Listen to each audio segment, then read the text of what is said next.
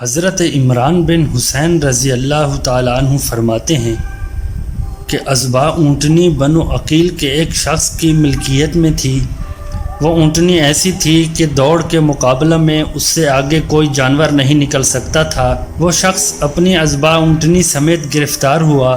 رسول اللہ صلی اللہ علیہ وسلم کا گزر ہوا تو دیکھا کہ وہ پابند سلاسل ہے۔ حضور صلی اللہ علیہ وسلم اس وقت اپنے دراز گوش پر سوار تھے جس کے جسم پر چادر ڈالی ہوئی تھی۔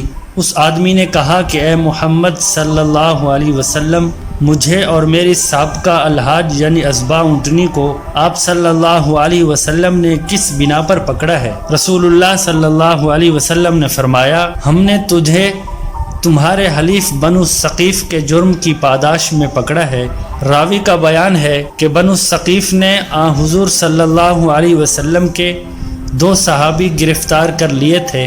پھر اس نے کہا کہ میں مسلمان ہوں، تو آپ صلی اللہ علیہ وسلم نے فرمایا کہ اگر تو گرفتار ہونے سے پہلے کلمہ اسلام پڑھ لیتا جبکہ تو اپنے معاملہ کا مالک تھا تو پوری فلاح و کامیابی حاصل کر لیتا۔ یہ فرما کر حضور صلی اللہ علیہ وسلم چل دیے۔ پھر اس آدمی نے کہا کہ میں بھوکا ہوں، مجھے کھانا کھلاؤ، میں پیاسا ہوں، مجھے پانی پلاؤ۔ تو آپ صلی اللہ علیہ وسلم نے فرمایا کہ یہ تیری حاجت ہے۔ پھر اسے ان صحابہ کے عوض چھوڑ دیا گیا اور رسول اللہ صلی اللہ علیہ وسلم نے ازبا اونٹنی اپنے پاس روک لی۔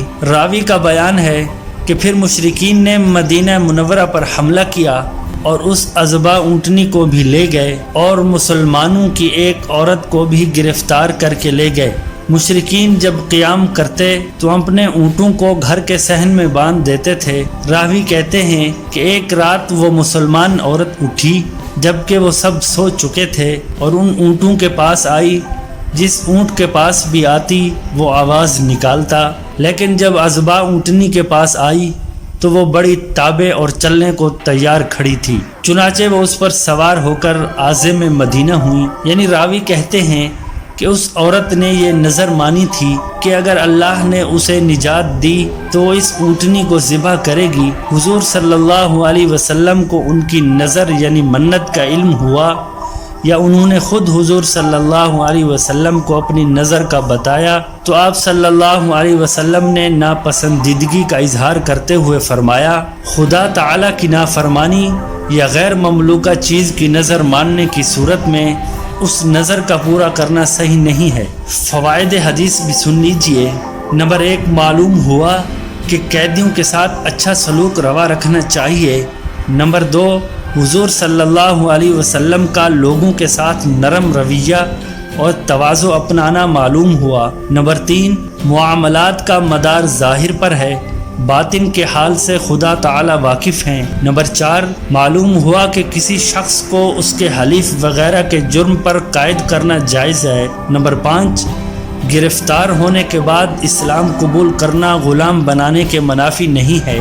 نمبر 6، اس مسلمان عورت کی بہادری اور حسن تدبیر کا پتہ چلا۔ نمبر 7، پتہ چلا کہ خدا تعالی کی نافرمانی کی صورت میں نظر کا پورا کرنا لازم نہیں ہے۔ نمبر 8، اسی طرح جس چیز کا انسان مالک نہ ہو اس کے متعلق نظر ماننا بھی غیر معتبر ہے۔ نمبر 9، مومن کی یہ شان نہیں ہے کہ وہ نیکی کا بدلہ برائی سے دے، خواہ وہ جانور ہی کیوں نہ ہو۔ امید ہے کہ آپ کو یہ ویڈیو پسند آئی ہوگی۔ مزید اسی طرح کی اچھی ویڈیوز دیکھنے کے لیے ہمارے چینل کو سبسکرائب کریں اور ہماری ویڈیو کو لائک اور شیئر کریں۔ جزاک اللہ۔